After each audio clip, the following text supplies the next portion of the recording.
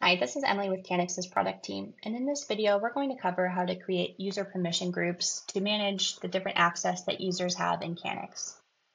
To start, we're going to go to Admin, User Permission Groups, where we'll see all existing permission groups in our facility. As a new company, you'll only have one default group created already, which is the full access group, and any users who were already created in the initial intake process for implementation are assigned this full access group. Before creating any new users, we should create new permission groups so that those are available to assign to them when we create them.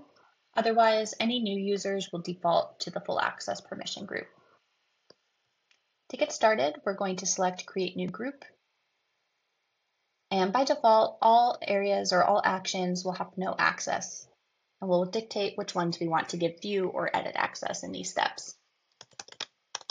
For this example, I'm going to create a permission group for a sales rep, and we'll limit all of our actions to those that a sales rep may need.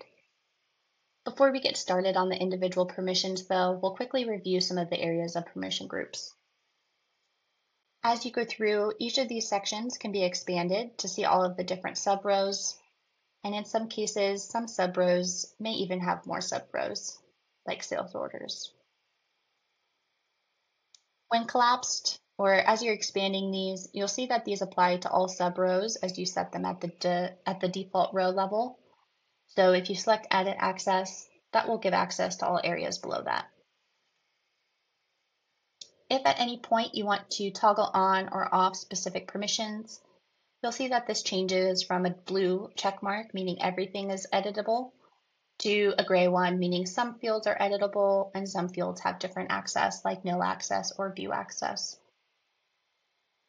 Additionally, not every row will have an option for every level of permissions, meaning certain actions you can't give view access to. It's either they have access to take the action or they don't have access. Have access to take the action or don't have access. And lastly, certain actions do apply to multiple types of actions, like create batch. So this tooltip will determine what actions those permissions apply to. In this case, create batch happens in 3 different places or 3 different ways, so this action applies to all 3 of those actions.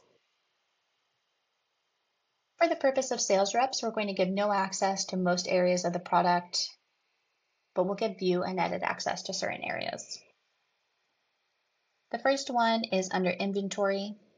We want to be able to give them access to the inventory availability report, which gives them access to things like what's available to sell, how much of that inventory item has been sold or placed on sales orders already, and then what is the difference, what's the amount available to sell still after orders. From that availability report, you can see packages, the test results related to those packages, and item information like production batch. But we do also want to let them create sales orders from this report if that's one way that you'll be creating orders. And so we're going to give them edit access in this case. This does not allow them to edit any package information or compliance information, just the way that that report works. So in this case, we're not putting any compliance information at risk by giving edit access to availability. We may also want to give view access to package information, but we don't want them to have access to editing anything about a package, like splitting packages. So in that case, we have no access to any actions, but we can view all of our packages and package information. If at any point we are selling non-cannabis inventory like t-shirts or batteries, we want to give view access to that inventory, but otherwise, in most cases, a sales rep is given no access. And no access is needed to any of this other information, as it's all on the package itself. Now, moving on to the sales section, there are a few different settings that we would set here. Under sales orders, you can determine whether a sales rep can see and manage just their own order or whether they have access to all orders. In this case, we're going to restrict just to that sales rep's own order, but they can edit it until a certain point. And that certain point is determined here by these different sales order statuses. So if a sales order is moved from created, which is at the point of creating the initial sales order, to approved, meaning a manager has approved it, or filled, meaning the fulfillment team has added packages to it, we might not want them to edit the order at that point.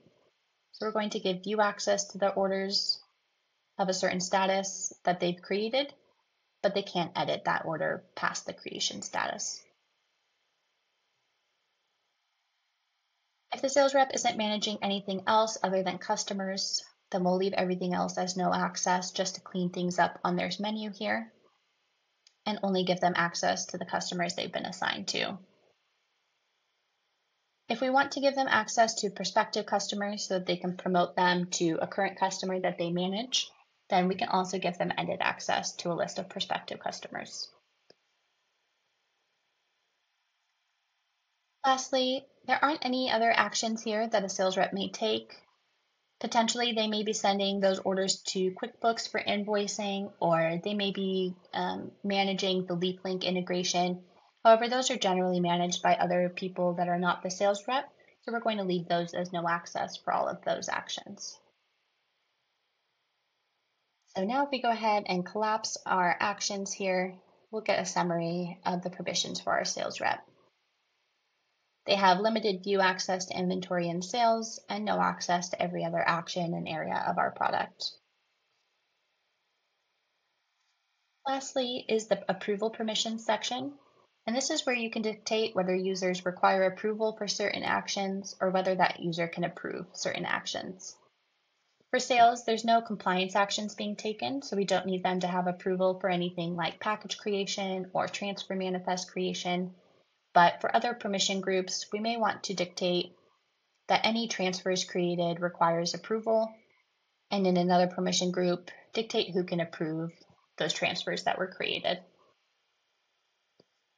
If at any point you have requires approval and can approve selected in the same permission group, that means that the user will submit their action and it will go to approval in our pending approval section, here under user permissions pending approval. But it also means that they'll be able to see those pending approval submissions and approve or deny them themselves, giving them the opportunity to have a second check before it's an official record. If that's not selected at any of these sections, users will be able to create new inventory or take actions on all of the actions listed in this section without sending it first to pending approval. And all of those submissions show up in the user submissions all section here. At this point, now that we've created our permission group with the way that we want to for a sales rep, we'll go ahead and save this. And this will create that permission group in our table that we can then assign to new users. We'll see a successful permission group is created up here in the right.